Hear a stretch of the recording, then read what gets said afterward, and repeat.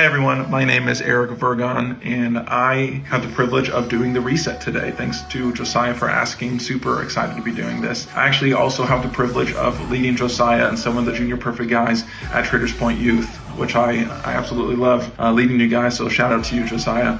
So today I will be reading out of Ecclesiastes. This book is in the Old Testament. I'm actually studying it currently with my men's group that meets every Monday. So it's pretty timely for me. I've gotten a lot out of this book. I'm going to be reading a pretty short part of a chapter 3, called A Time for Everything. So if you have the time, I'd highly recommend reading through the whole book. It's written by Solomon, who is deemed as one of the wisest men. And the general theme is he's realizing that all of his work, all of his worldly desires, all of his worldly efforts, that he was top of the top. He was a king. He made it, but he felt so empty inside, and there was something missing. And after all of his work and all of his toil, he realized it's all vanity and chasing after the wind is what he says. So even though you might make it to the top from a worldly perspective, if you don't have Jesus, you might not have joy. There's a difference between happiness and joyfulness. Happiness is temporary. Joyfulness is an everlasting renewal of your heart because of Jesus, right? And so I'm going to read just a snippet from chapter 3 called A Time for Everything.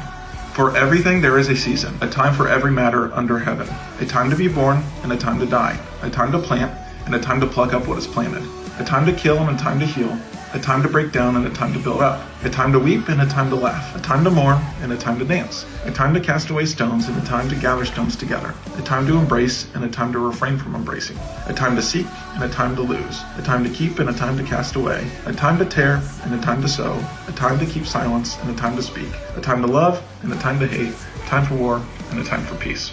Now, I could break this down for 10, 15 minutes. I'm not going to bore you guys. But what I really love about this is there's a season for everything. There's a time for everything is what Solomon is saying here, right?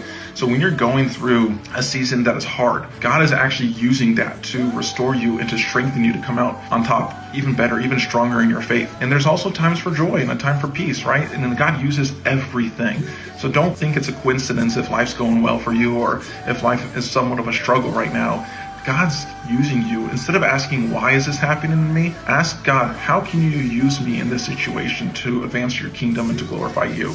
And so again, chapter 3 is great because it just, it brings me peace personally, and hope it brings you guys peace as well, that there is a time for everything, a time to cry and a time to laugh, a time to plant, a time to pluck up what is planted, right? So whenever you guys have that big decision to make or are going through that next thing that's going to happen, that's inevitable, just remember, there's a reason for this. And there's a time for this to take place. And I hope that brings you guys joy and peace like it does for me. Thanks, everyone.